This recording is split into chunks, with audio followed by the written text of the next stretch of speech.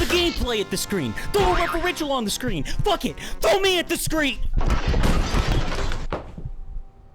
When I say the words, the most underrated, what do you think about? Oh, me? Oh, you're absolutely correct, but guys, we can't make 2 videos just about me in a row. But instead, I'll meet you guys halfway by talking about what I think is the most underrated video game of all time. And let me tell you, this game sure packs up. They all pack a punt kick, fuck.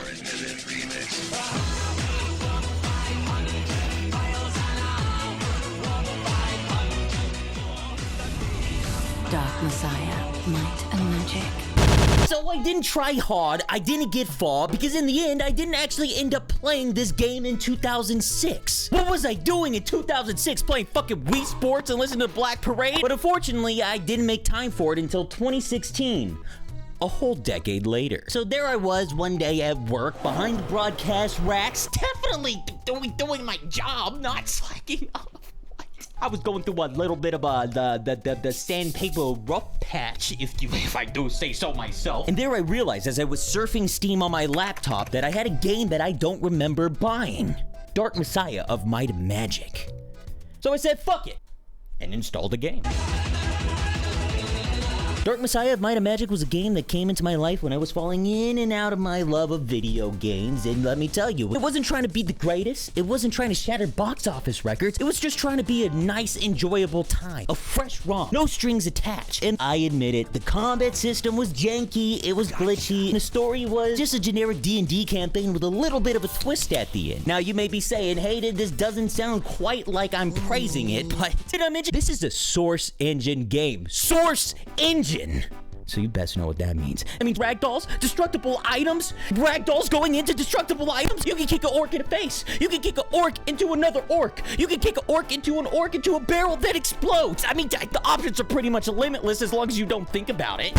So anyway, as the game progresses and you get to the end of the game, that's when the big plot twist happens. Spoiler alert for the uninitiated. As you make your way to the big baddie of the game, that's when you realize that this big baddie is actually Big Daddy, because he's actually your father. It's some Darth Vader type shit. And just like Darth Vader to Luke, he's like, hey, me, you, your mother, I got knocked up your mother. She ran away with you. Now that you're back, you need to join the family business and start knocking off some motherfuckers. Come join me. But guess what, son? It's not all that bad, because you know what I want you to do? I want you to do this hard-ass succubus over here. I mean, come on, man. And then you get a hot-ass babe, get to dominate the world, and guess what? The second you step out of the house, everybody's coming up to you like, yo, congratulations, you're the first person to ever complete a full Dungeons & Dragons campaign in the world. Here's your trophy, here's the stage. Hey, thank you guys for this award here. I first want to just thank the Academy for giving me this opportunity. I also want to thank my dad for pretending to be a gay man so I could cross-dress as Laura Croft in one of my videos. And I also want to go on the record and say, that's the definitive ending. And if any of you guys decided to go with the alternative ending where you save that saltine cracker looking bitch from that fucking giant spider and save the world, you need to get help, because there's something wrong with you. Now, that's the game. Was it amazing? Was it terrible? Was it revolutionary? The answer to all of those questions is one simple word. No. But why does it have to be? I think we all get into these weird mindsets sometimes, where if something doesn't exist on a dichotomy between great and terrible, that somehow makes it not as important. And maybe there's some validity to that.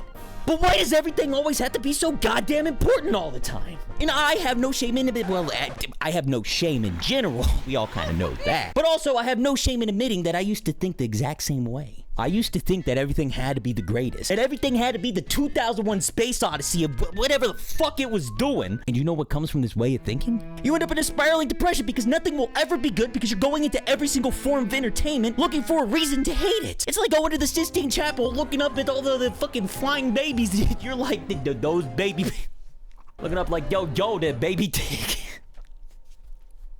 What the fuck am I saying? Dark Messiah was sort of a cultural reset for me. As I sat there behind the server rack playing this game, I didn't feel the Mariana's Trench of emotions. But as I sat there playing the game, it brought me back to a time A time where I would rush my grandparents awake so I could go into their room and play Jedi Outcast on their computer. A time where I would buy a video game from EB Games and read the manual front to back on the way home. It was a time when I would do things, as probably Jacob once said, for my own benefit. I didn't cry.